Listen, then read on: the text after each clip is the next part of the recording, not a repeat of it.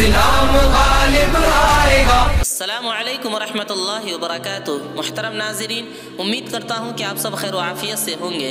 میں محمد نوشاد مدھوبنی اور آپ دیکھ رہے ہیں اپنا محبوب چینل حیات المسلمین۔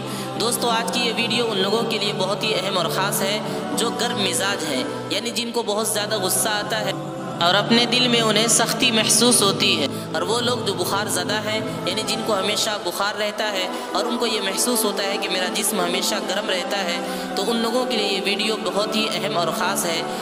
ویڈیو کو ضرور لاسٹ تک دیکھیے گا۔ میں حدیث پاک کی روشنی میں آپ کو علاج بتلاؤں گا۔ حضرت انس رضی اللہ تعالیٰ عنہ فرماتے ہیں کہ میں نے کھانے کے دوران رسول اللہ صلی اللہ علیہ وسلم کو دیکھا کہ پیالے کے چاروں طرف سے کدو تلاش کر کے کھا رہے تھے۔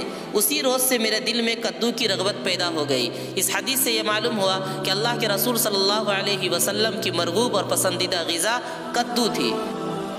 فائدہ: اطباء اور حکماء نے اس کے بے شمار فائدے لکھے ہیں، اور اگر بہی کے ساتھ پکا کر استعمال کیا جائے تو بدن کو عمدہ غذائیت بخشتا ہے۔ گرم مزاج اور بخار زدہ لوگوں کے لیے یہ غیر معمولی طور پر نفع بخش ہے۔